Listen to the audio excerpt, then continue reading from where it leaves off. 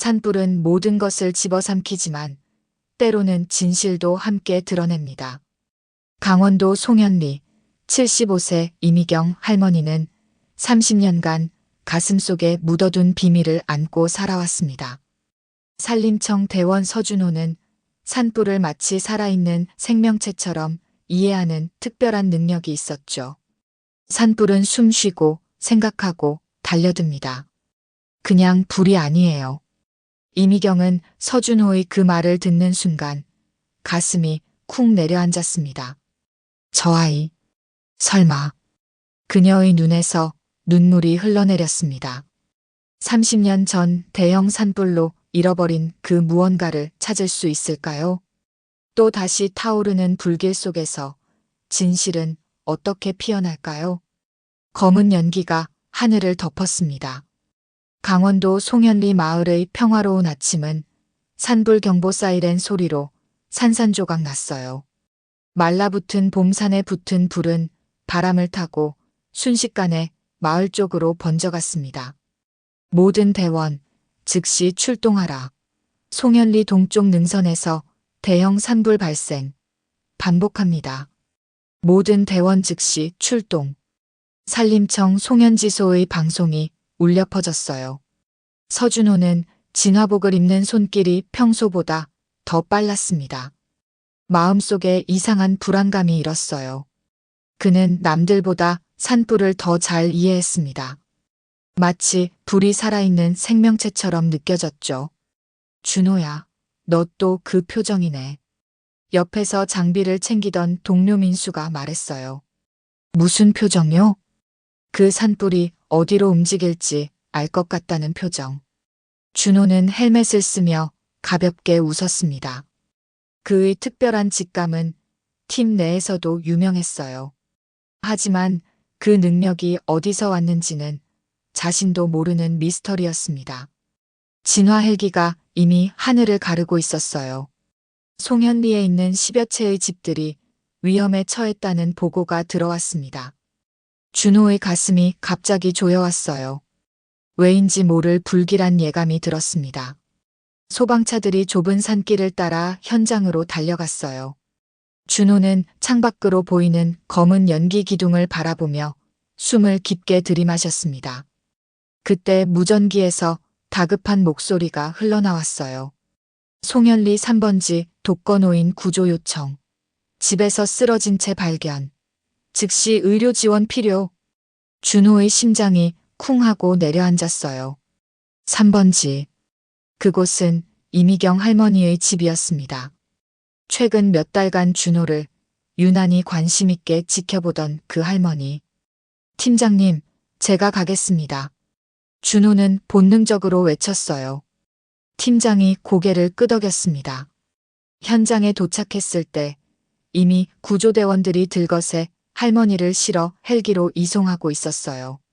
준호는 달려가 할머니의 상태를 확인했습니다. 이미경 할머니의 얼굴은 창백했고 입과 코 주변은 그을음으로 검게 변해 있었습니다. 할머니는 간헐적으로 기침을 하며 의식이 희미해 보였어요. 준호가 할머니 곁에 무릎을 꿇었습니다. 할머니, 괜찮으세요? 저 서준호예요. 산림청 대원이요. 이미경의 눈이 천천히 떠졌어요. 그 흐릿한 눈동자가 준호의 얼굴을 찾아 맞춰지는 순간 할머니의 표정이 극적으로 변했습니다. 마치 오랫동안 찾던 사람을 드디어 발견한 것처럼 눈이 커졌어요. 준호. 할머니의 거친 목소리가 들렸습니다. 할머니의 마른 손이 준호의 팔을 필사적으로 붙잡았어요. 그 소나귀의 힘이 놀라울 정도로 강했습니다. 서준호를 찾아 달라. 준호는 혼란스러웠어요. 할머니, 제가 서준호입니다. 제가 여기 있어요. 하지만 이미경은 준호의 말을 듣지 못하는 것 같았습니다. 연기 흡입으로 정신이 혼미한 상태였어요. 할머니의 상태가 급격히 나빠지기 시작했습니다. 의료진이 준호를 밀어내며 응급처치를 시작했어요. 산소 포화도 떨어지고 있습니다. 심박수 불안정. 빨리 이송해야 합니다. 헬기로 옮겨지기 직전 이미경 할머니가 갑자기 정신을 차리고 준호의 손을 다시 잡았습니다. 그 눈빛은 또렷했어요. 마지막 힘을 모으는 것 같았습니다. 내가 죽으면 서준호에게 작은 방, 서랍을 확인해 달라고 전해주세요. 말을 마친 할머니의 손에서 힘이 빠졌습니다. 준호의 가슴이 철렁 내려앉았어요. 할머니는 의식을 잃었고 헬기에 실려 도시의 큰 병원으로 향했습니다.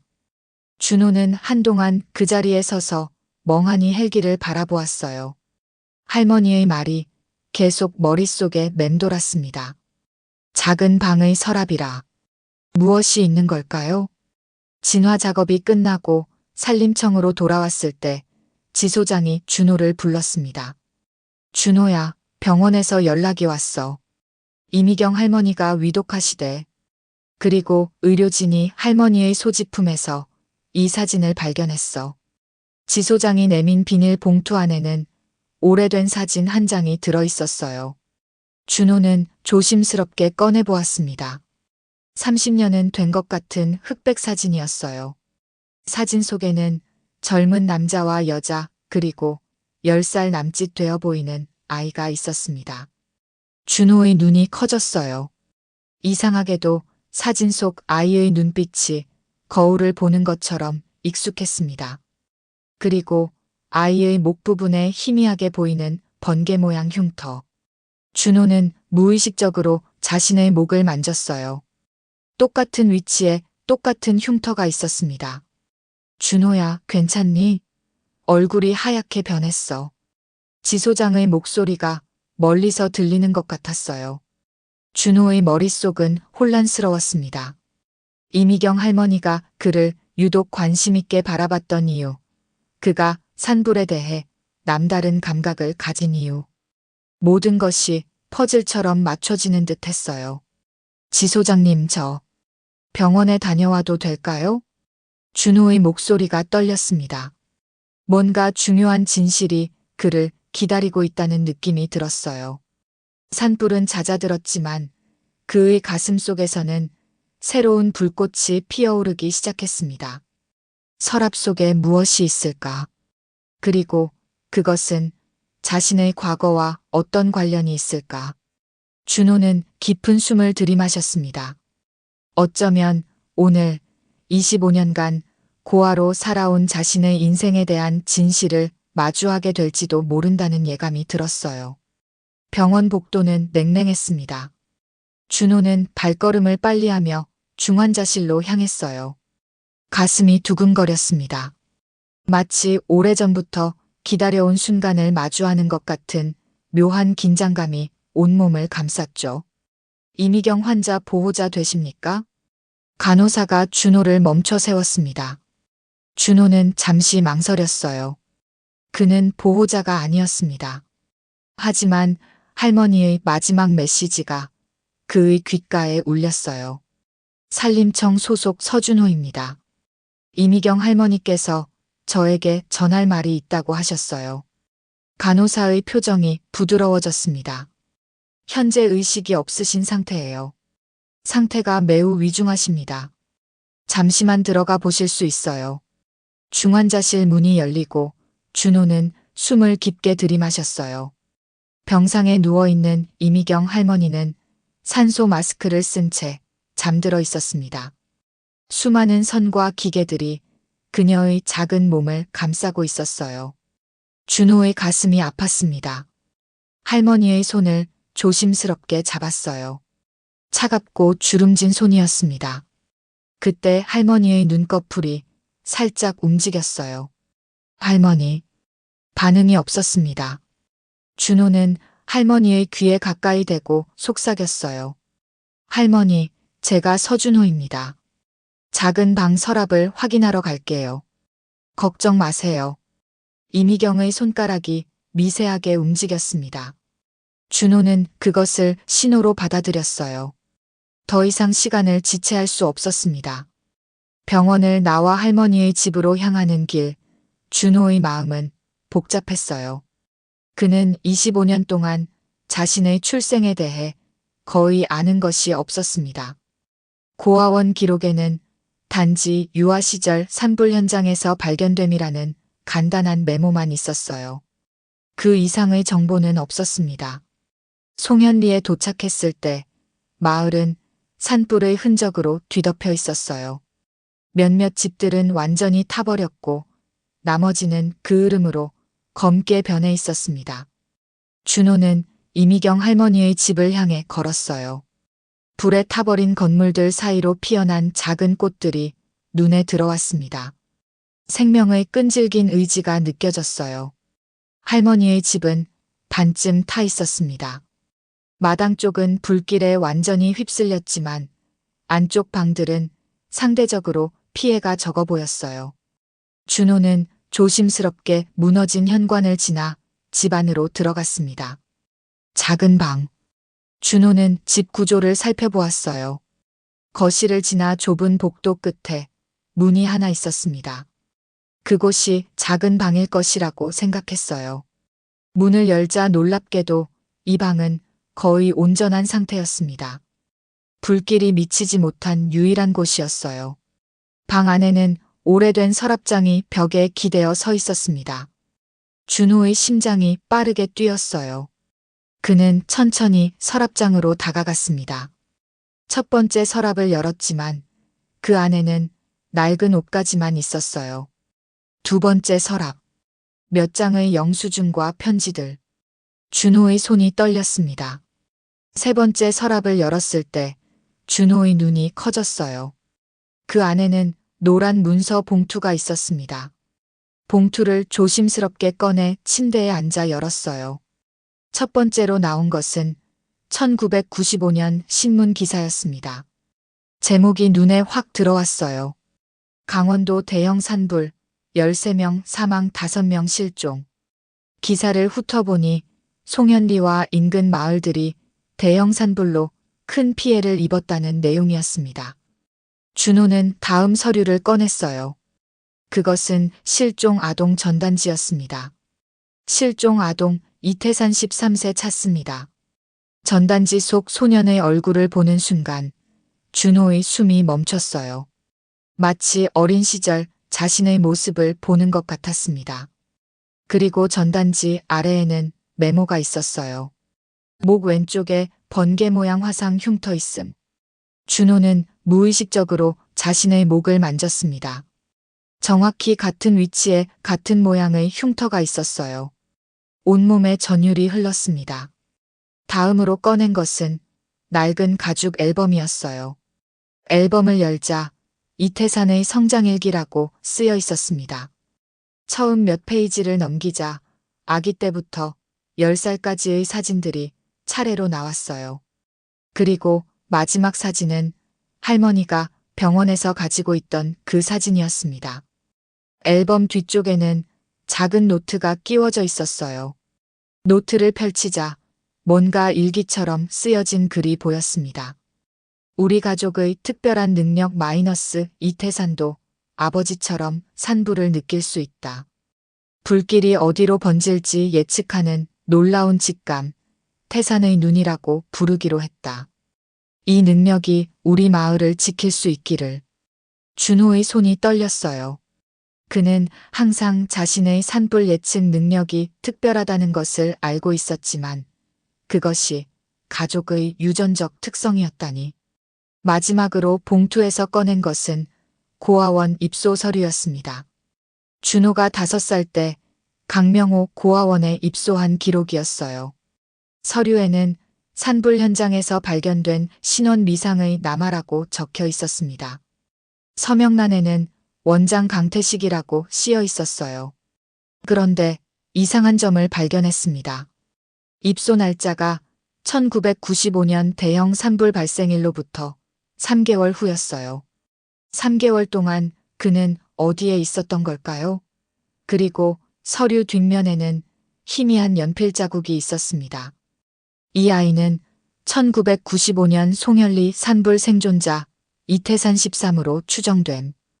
해외 입양 절차 진행 예정. 그 밑에는 다른 글씨체로 낙서처럼 적힌 메모가 있었어요. 화상 흉터로 인해 해외 입양 불가. 국내 입양으로 전환. 신원정보 삭제 필요. 준호의 온몸이 얼어붙은 것 같았습니다. 지금껏 품어왔던 모든 의문들이 한꺼번에 풀리는 기분이었어요. 자신이 누구인지, 왜 산불에 대한 특별한 감각이 있는지, 왜 이미경 할머니가 자신을 찾았는지. 그는 다시 실종 아동 전단지를 들여다보았습니다. 이태산이라는 이름이 입술 사이로 흘러나왔어요. 그 순간 오래된 기억의 파편이 그의 의식을 스쳐 지나갔습니다. 커다란 불길 속에서 누군가가 그의 이름을 부르는 목소리. 태산아, 어디 있니? 준호는 벽에 기대어 천천히 바닥에 주저앉았어요. 그의 눈에서 뜨거운 눈물이 흘러내렸습니다. 30년 동안 잃어버렸던 자신의 정체성을 찾은 그 순간, 기쁨보다는 깊은 슬픔이 그를 덮쳤어요. 나는 이태산이다. 그것은 확신이 아닌 깨달음이었습니다. 준호는 앨범을 가슴에 안은 채 눈을 감았어요. 병원에 계신 이미경 할머니는 그의 어머니였습니다. 그리고 그녀는 30년 동안 자신의 아들을 찾고 있었어요. 준호는 천천히 일어나 모든 서류를 다시 봉투에 넣었습니다. 그리고 병원으로 돌아갈 준비를 했어요. 이제 그는 할머니에게 진실을 알렸습니다. 자신이 바로 그녀가 그토록 찾아 헤매던 아들, 이태산이라는 것을. 2개월 전으로 돌아가. 봄바람이 살랑거리는 3월 초 송현리 마을회관에는 산불 예방 교육이 한창이었습니다. 이미경은 뒷자리에 조용히 앉아 있었어요. 75세의 나이에도 그녀는 마을 행사에 빠지지 않고 참석했습니다. 특히 산불 관련 교육은 절대 놓치지 않았죠. 오늘은 산불 행동 패턴과 예방법에 대해 산림청 송현지소의 서준호 대원이 설명해 드리겠습니다. 지소장의 소개에 젊은 남자가 단상에 올랐어요. 이미경은 별 기대 없이 그를 바라보았습니다. 그런데 서준호가 말을 시작하자마자 이미경의 시선이 고정되었어요. 산불은 살아있는 생명체처럼 움직입니다. 그냥 불이 아니에요. 그것은 숨쉬고 생각하고 달려듭니다. 준호의 목소리에서 묘한 열정이 느껴졌습니다. 이미경은 귀를 쫑긋 세웠어요. 오래된 기억이 희미하게 떠올랐습니다. 보통 사람들은 불이 바람 따라 움직인다고만 생각하지만 사실 산불은 지형과 식생, 습도, 온도 등 복합적인 요소로 자신만의 길을 만듭니다. 준호가 지도를 펼쳐 보였어요. 산불 진행 경로를 표시하며 설명했습니다. 이 부분을 보세요. 대부분 예측은 불이 이쪽으로 번질 거라 했지만 실제로는 이렇게 갔어요. 마치 의도를 가진 것처럼요. 이미경의 심장이 빠르게 뛰기 시작했습니다. 그녀의 남편이 했던 말과 똑같았어요. 30년 전, 그 끔찍한 산불이 일어나기 전날 밤에. 그 순간 이미경의 기억은 30년 전으로 돌아갔습니다. 준우야, 뭐가 보여? 이미경이 남편에게 물었어요. 이준우는 창밖을 뚫어지게 바라보고 있었습니다. 그의 눈빛이 달라졌어요. 이미경이 너무나 잘 알고 있는 그 표정이었죠. 내일 큰 불이 날 거야. 저 능선에서 시작해서 준우의 손가락이 산등성이를 따라 움직였습니다. 여기, 그리고 여기를 지나 마을로 내려올 거야. 13살 태산이 아버지 옆으로 다가왔어요. 그도 아버지와 같은 눈빛으로 산을 바라보았습니다. 아빠, 저도 보여요. 불이 저기서 시작해서 2갈래로 나뉘어요. 이미경은 남편과 아들을 번갈아 바라보았습니다. 그들이 가진 특별한 능력, 태산의 눈이라 불리는 산불 예지 능력은 이 가족의 비밀이었어요. 이 능력 덕분에 마을은 몇 번이나 큰 산불 피해를 면할 수 있었습니다. 다음 날 예상대로 산불이 발생했어요. 준우는 마을 사람들에게 미리 대피하라고 설득했지만 모두가 그를 믿지는 않았습니다. 결국 준우는 태산에게 이미경과 함께 안전한 곳으로 대피하라 명령하고 자신은 아직 집에 있는 마을 사람들을 구하러 산으로 향했어요. 아빠, 거기 가면 안 돼요. 태산이 울부짖었습니다. 하지만 준우는 돌아보지 않았어요. 그것이 이미경이 남편을 마지막으로 본 순간이었습니다. 혼란 속에서 이미경과 태산은 서로 헤어졌어요. 이미경은 피난민들 사이에서 필사적으로 아들을 찾았지만 태산은 어디에도 없었습니다. 산불이 진정된 후 이미경은 남편의 시신을 찾았어요. 그는 3명의 아이들을 구하고 마지막 순간에 불길에 갇혔다고 했습니다. 하지만 태산은 찾을 수 없었어요. 그저 실종자 명단에 이름만 올라 있을 뿐이었죠. 이미경은 포기하지 않았습니다.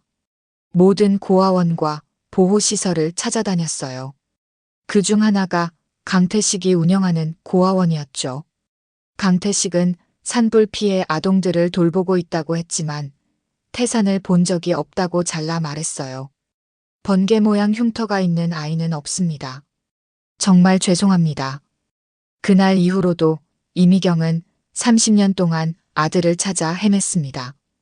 희망이 사그라들 때마다 가슴 속 꺼지지 않는 불씨가 그녀를 지탱해 주었어요. 언젠가는 태산을 다시 만날 수 있을 거라는 믿음이었죠. 질문 있으신가요? 준호의 목소리에 이미경은 현실로 돌아왔습니다. 눈물이 그녀의 볼을 타고 흘러내리고 있었어요.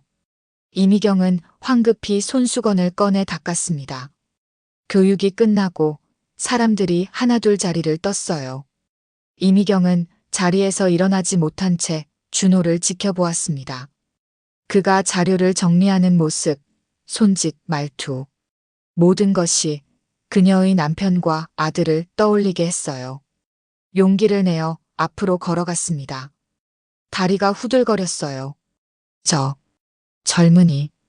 준호가 고개를 들었습니다. 네, 할머니. 무엇을 도와드릴까요?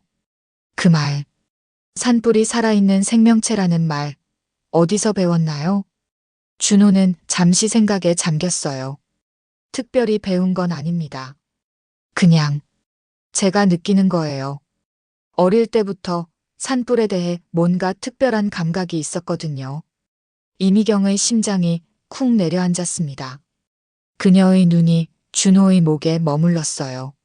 높게 잠긴 셔츠긴 너머로 희미하게 무언가가 보이는 듯 했습니다.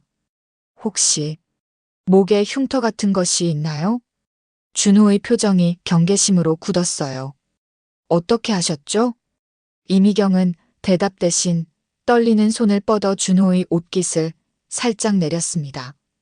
그리고 그녀는 보았어요. 번개 모양의 흉터를. 세상이 흔들리는 것 같았습니다. 당신, 이름이 뭐라고 했죠? 서준호입니다. 이미경은 아무 말도 할 수 없었어요. 목이 메었습니다. 30년 동안 찾아 헤맨 아들이 지금 눈앞에 있는 건지 아니면 또 다른 잔인한 우연인지 그녀는 알 수 없었어요. 할머니, 괜찮으세요? 준호가 걱정스러운 눈빛으로 물었습니다. 이미경은 간신히 미소를 지었어요. 괜찮아요. 그냥 당신이 우리 마을에 와서 다행이에요. 그날 이후 이미경은 몰래 준호를 관찰하기 시작했습니다. 그의 습관, 말투, 행동 방식, 모든 것이 그녀의 아들 태산과 남편 준우를 떠올리게 했어요. 하지만 확실한 증거가 필요했습니다. 그리고 그녀는 기회를 기다렸어요. 자신의 가슴 속에 30년간 꺼지지 않고 타오르던 불씨처럼 인내심을 가지고 기다렸습니다. 사이렌 소리가 송현리를 뒤덮었습니다. 준호는 잠에서 벌떡 일어났어요. 창문 너머로 보이는 하늘이 붉게 물들어 있었습니다. 또 다시 산불이 일어났어요. 그것도 지난번보다 더 거대하게. 모든 주민들은 즉시 대피하십시오. 반복합니다. 송현리 주민 모두 즉시 대피하십시오. 마을 방송이 울려 퍼졌습니다. 준호는 서둘러 진화복을 입었어요. 그러나 이번은 달랐습니다. 그는 이제 자신이 누구인지 알았어요. 이태산.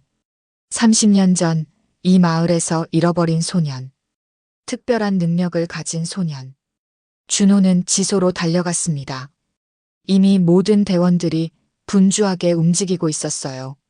준호야. 다행이다. 상황이 심각해. 풍속 초당 15m, 습도 20% 이하야. 최악의 조건이지.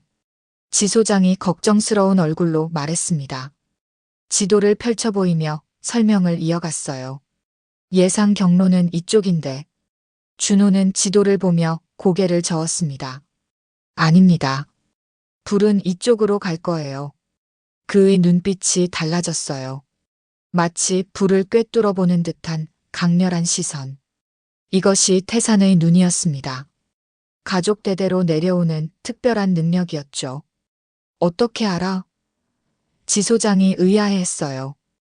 그냥 압니다. 준호는 말을 아꼈습니다. 아직 모든 것을 설명할 준비가 되지 않았어요. 좋아, 내 판단을 믿겠다. 대원들, 이쪽으로 방화선을 구축하라. 준호의 지시대로 진화 작업이 시작되었습니다. 그때 그의 머릿속에 번쩍 이미경 할머니가 떠올랐어요. 아니, 이제는 어머니라고 불러야 했습니다.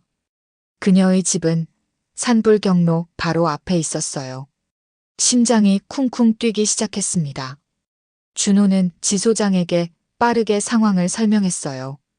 이미경 할머니를 확인하고 오겠습니다. 준호는 어머니의 집으로 달렸습니다.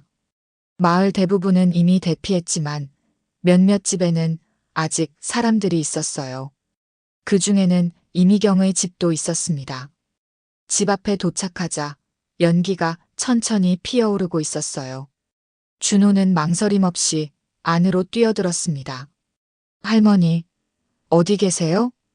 대답이 없었어요. 준호는 작은 방으로 달려갔습니다.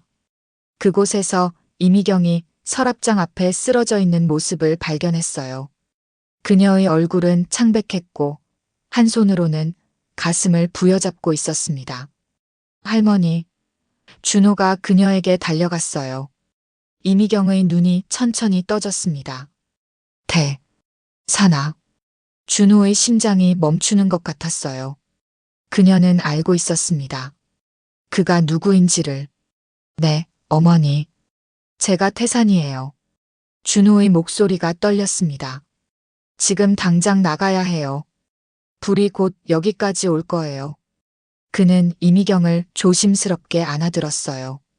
그녀는 놀라울 정도로 가벼웠습니다. 마치 깃털처럼. 30년의 기다림이 그녀의 몸을 이렇게 말라 비틀어 놓았다는 사실에 준호의 가슴이 아팠어요. 밖으로 나오는 순간 지붕 일부가 불길에 휩싸이기 시작했습니다. 태산은 서둘러 안전한 곳으로 이동했어요. 그러나 갑자기 강한 바람이 불어 불꽃이 그들 쪽으로 튀었습니다. 조심하세요. 준호는 몸을 돌려 어머니를 보호했어요. 불길이 그의 등을 핥히었습니다. 뜨거운 통증이 느껴졌지만 그는 꿋꿋이 걸음을 옮겼어요. 마침내 안전한 거리까지 왔을 때 그의 진화복 일부는 이미 불에 타서 너덜너덜해졌습니다. 괜찮으세요, 어머니? 준호가 걱정스럽게 물었어요. 이미경은 대답 대신 그의 목을 응시했습니다. 불에 탄 진화복 사이로 번개 모양 흉터가 고스란히 드러났어요. 이미경의 눈에서 눈물이 흘러내렸습니다. 역시 너였구나. 그녀의 입술이 파르르 떨렸어요. 내 아들, 태산이.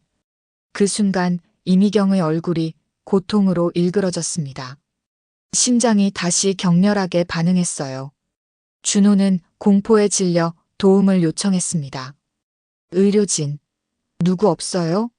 도와주세요. 구급대원들이 달려와 이미경을 실어 날랐어요. 그녀는 의식을 잃은 채 병원으로 향했습니다. 준호는 그녀를 따라가고 싶었지만 산불은 여전히 마을을 위협하고 있었어요. 준호, 불이 예상보다 더 빨리 번지고 있어. 지소장의 무전이 들어왔습니다. 준호는 산을 바라보았어요. 불길이 마치 살아있는 존재처럼 마을을 향해 달려오고 있었습니다. 그의 안에서 무언가가 깨어났어요. 오래전부터 존재했지만 지금까지 완전히 깨닫지 못했던 능력. 태산의 눈. 준호는 눈을 감고 깊게 숨을 들이마셨습니다. 그리고 다시 눈을 떴을 때 세상이 달라 보였어요. 불길의 움직임이 마치 느린 영화처럼 보였습니다. 그는 정확히 불이 어디로 번질지, 어디서 멈출지 알 수 있었어요. 지소장님, 방화선을 다시 구축해야 합니다. 여기와 여기, 그리고 이 능선을 따라서요.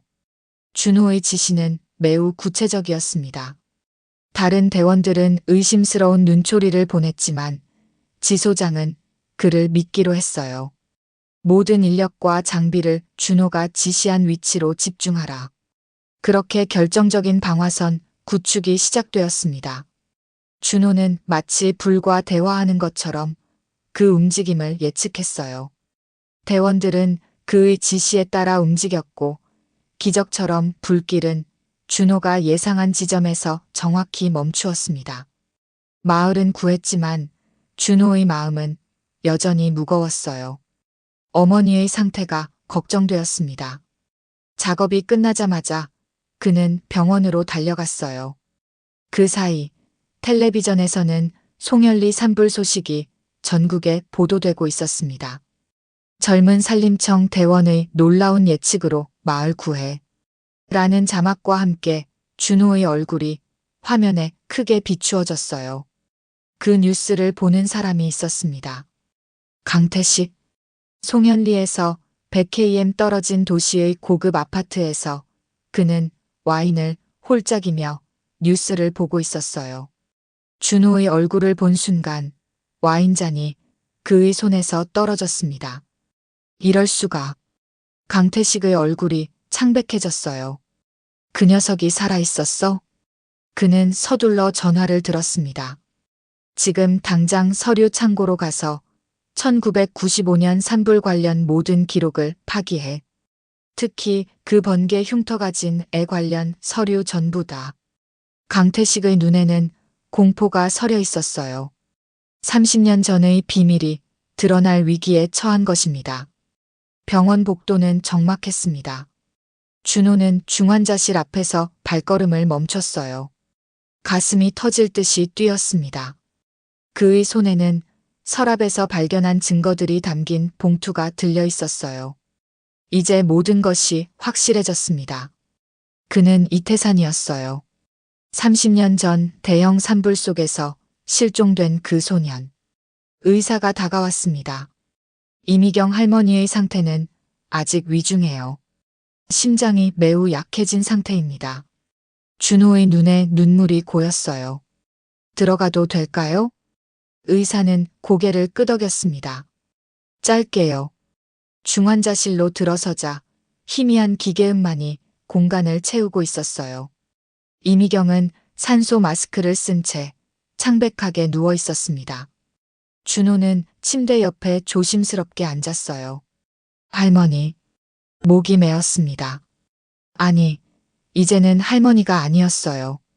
그는 다시 시작했습니다. 어머니, 저예요. 태산이에요. 이미경의 손을 조심스럽게 잡았어요. 그 손은 너무나 작고 약해 보였습니다. 30년의 기다림이 그녀의 몸을 이렇게 만들었다는 생각에 가슴이 아팠어요. 모든 걸 알게 됐어요. 작은 방 서랍에서 증거를 찾았어요. 준호의 목소리가 떨렸습니다. 제가 이태산이라는 것을, 어머니와 아버지가 특별한 능력을 가지고 있었다는 것도요. 준호는 자신의 목에 있는 번개 모양 흉터를 만졌어요. 이 흉터. 어릴 때부터 이게 저의 일부였어요. 하지만 그 의미를 몰랐죠. 이제 알았어요. 이건 우리 가족의 표식이었던 거예요. 이미경의 손가락이 미세하게 움직였습니다. 준호는 숨을 참고 지켜보았어요. 그녀의 눈꺼풀이 천천히 떨리더니 마침내 열렸습니다. 태산아. 이미경의 목소리는 바람처럼 가늘었어요. 네, 어머니. 제가 태산이에요. 돌아왔어요. 이미경의 눈에서 눈물이 흘러내렸습니다. 그녀의 마른 손이 천천히 올라와 준호의 얼굴을 더듬었어요. 그 순간 30년의 시간이 한순간에 무너지는 것 같았습니다. 믿을 수 없구나. 이미경의 눈빛이 조금씩 생기를 되찾았어요. 너를 찾았어.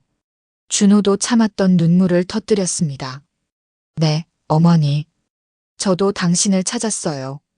그때 병실 문이 열렸어요.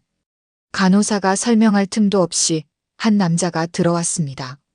70대 초반으로 보이는 그 남자는 고급 양복을 입고 있었어요. 준호는 고개를 들었습니다. 누구십니까?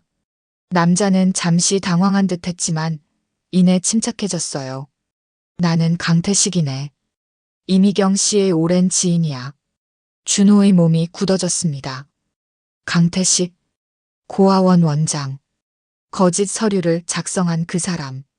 나가주세요. 준호의 목소리는 차가웠어요. 강태식은 미소를 지었습니다. 하지만 그 눈빛은 불안했어요. 자네가 서준호 대원인가? 뉴스에서 봤네. 대단한 활약이었어. 나가주세요. 준호는 더 단호하게 반복했습니다. 강태식은 한 걸음 더 다가왔어요. 진정하게.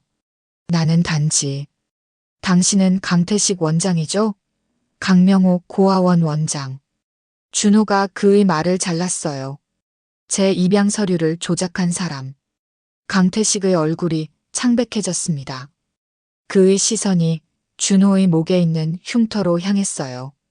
그건 오해야. 강태식의 목소리가 떨렸습니다. 준호는 서랍에서 가져온 서류를 꺼냈어요. 이것도 오해인가요?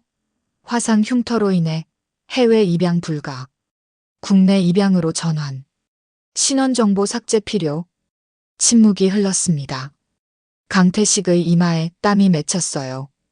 그건 그 당시에는 강태식이 말을 더듬었습니다. 이미경이 약한 목소리로 끼어들었어요. 당신, 내 아들을 숨겼어. 강태식은 한 걸음 물러섰습니다. 그의 눈에는 공포가 서려 있었어요. 나는 단지 그 아이들에게 더 나은 미래를 주고 싶었을 뿐이야. 그의 목소리가 떨렸습니다. 해외 입양은 당시 최선의. 당신은 저를 팔려고 했어요. 준호의 눈에서 분노가 타올랐습니다. 그리고 그게 실패하자 제 정체를 숨기고 서류를 조작했어요. 강태식은 더 이상 변명할 수 없었어요. 그는 천천히 문 쪽으로 물러섰습니다. 이 일은 끝나지 않았어요. 준호가 말했어요. 법적 책임을 물을 겁니다. 강태식은 아무 말 없이 병실을 나갔습니다. 그가 떠난 후 준호는 다시 어머니에게 집중했어요. 걱정 마세요, 어머니. 이제 모든 게 밝혀질 거예요. 일주일 후 이미경의 상태는 기적적으로 호전되었습니다. 의사들도 놀란 회복이었어요. 그녀는 일반 병실로 옮겨졌고 준호는 매일 병실을 지켰습니다. 어머니, 좋은 소식이 있어요. 준호가 환한 미소를 지으며 병실로 들어왔어요. 제 법적 이름을 이태산으로 바꾸는 서류를 제출했어요. 이미경의 얼굴에 미소가 번졌습니다. 그녀의 눈에는 생기가 돌아왔어요. 태산아, 내 아버지가 살아있다면 얼마나 기뻐했을까. 이미경의 눈가에 눈물이 맺혔습니다. 태산은 어머니의 손을 꼭 잡았어요. 아버지는 항상 우리와 함께 계셔요. 그리고 이제 우리는 함께 있잖아요. 그는 자신이 가져온 서류들을 보여주었습니다. 제가 계획을 세웠어요. 산불 피해자들을 위한 재단을 만들려고 해요. 태산의 눈이라는 이름으로요. 산불 예방과 피해자 지원을 위한 재단이 될 거예요. 이미경의 눈이 반짝였어요. 그거 정말 좋은 생각이구나. 그리고 태산이 계속했어요. 이 능력을 활용해서 더 많은 사람들을 도울 거예요. 우리 가족의 선물을 세상과 나눌 거예요. 이미경은 아들의 손을 꼭 잡았습니다. 그녀의 손에 힘이 느껴졌어요. 30년 동안 그녀를 지탱해준 그 불씨가 이제는 따뜻한 불꽃으로 타오르고 있었습니다. 태산아, 내가 이렇게 훌륭한 사람으로 자라서 정말 기뻐. 이미경의 눈에서 자랑스러움이 빛났어요. 내 아버지도 하늘에서 보고 있을 거야. 한 달 후, 송현리는 산불의 상처에서 점차 회복되고 있었습니다. 나무들은 검게 그을렸지만 그 사이로 새로운 초록 싹이 돋아나고 있었어요. 마치 재에서 다시 태어나는 불사조처럼. 마을 광장에서는 특별한 행사가 열렸습니다. 산불 안전 교실이라는 이름의 프로그램이었어요. 강사는 이태산. 그는 더 이상 서준호가 아니었습니다. 산불은 무서운 존재지만 우리가 이해하고 예측할 수 있어요. 태산은 아이들에게 설명했어요. 불을 두려워하기보다는 존중하는 법을 배워야 합니다. 아이들은 호기심 어린 눈으로 그를 바라보았습니다. 태산은 그들에게 산불 예방법과 안전한 대피 방법을 가르쳤어요. 교실 한쪽에는 이미경이 앉아 있었습니다. 그녀의 얼굴에는 평화로운 미소가 있었어요. 30년의 기다림이 마침내 끝났습니다. 태산은 아이들과 함께 언덕으로 향했어요. 멀리 산을 바라보며 그는 말했습니다. 저기 보이는 저 산이 바로 제 이름의 유래예요. 태산. 아버지가 제게 이름을 지어주실 때 이 아이는 산처럼 단단하고 불처럼 뜨거운 마음을 가질 것이라고 하셨대요. 태산은 자신의 목에 있는 번개 모양 흉터를 살짝 만졌어요. 이제 그것은 부끄러움이 아닌 자랑스러운 유산이었습니다. 이제 저는 제 진짜 이름을 되찾았어요. 그의 목소리가 따뜻했습니다. 그리고 여러분에게 태산의 눈을 가르치고 싶어요. 아이들은 환호성을 질렀어요. 태산의 눈에도 기쁨의 눈물이 맺혔습니다. 불꽃처럼 빛나는 눈물이었어요. 송현리 위로 해가 서서히 기울고 있었습니다. 불꽃 같은 저녁 노을이 하늘을 물들였어요. 그것은 끝이면서 동시에 새로운 시작이었습니다. 불의 파괴적인 힘이 아닌 재생의 불꽃이 태산과 이미경의 삶에 타오르고 있었습니다.